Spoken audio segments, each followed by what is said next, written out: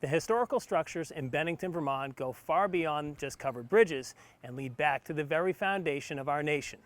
On August 17, 1777, Brigadier General John Stark and his men defeated the British Army in what became known as the Battle of Bennington, a key turning point in the American Revolution.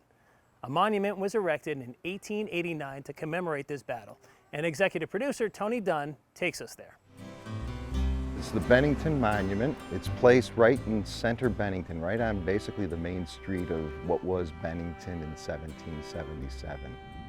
John Stark wanted to protect this village, and you don't begin the fight of protecting your village right in the village. So he met them out on the Walloomsac River in North Hoosick, New York, and that's where the actual battle took place. They all called it the Battle of Bennington because this is what was being protected. Burgoyne was coming down from Montreal. He would propose the three-point plan of attack. General Howe was to come up from New York, and Barry St. Ledger was to come over the Mohawk River and meet him at Albany. It was a good idea on paper if it all worked out according to Hoyle, but as so many things in real life don't, this one didn't. Howe did not come up to Albany. He went after George Washington. Barry St. Ledger fell kind of victim to a ruse by Benedict Arnold, who let out the rumor that he had 5,000 men coming after him.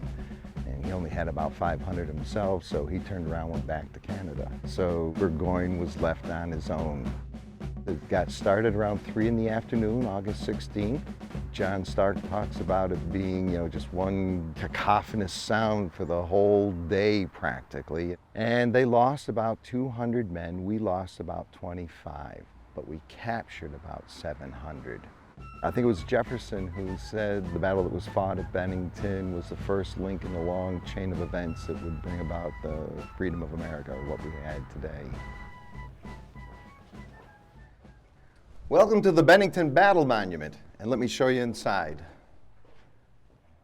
The Bennington Battle Monument is an obelisk, and an obelisk has a long, narrow pyramid shape. This one is semi-conical in shape. It's not flat like the Washington Monument. It dates back to the Egyptian times. They lifted the stones using steam-powered hoists and derricks and Lewis holes. The construction technique of this obelisk is header and stretcher. And that means that it's a little bit like the old Tetris game where you lock one stone in headways, one leg crosses like a T, and it goes up. And there's no iron in this. So when you get to the top of this monument, you don't get any sway like you do in a modern building.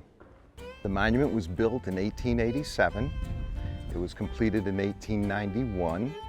And it was dedicated on the 100th anniversary of Vermont becoming America's 14th state. One of the primary movers and shakers for this was a fellow named Highland Hall. He became our governor. He was our first historian.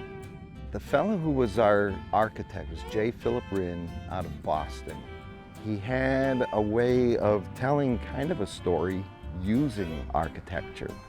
306 feet, 4.5 inches to the top of the star. The two bands you see up there, the lower one, the narrow one, is 8 feet tall. It just happens to be the total number of years of the Revolution.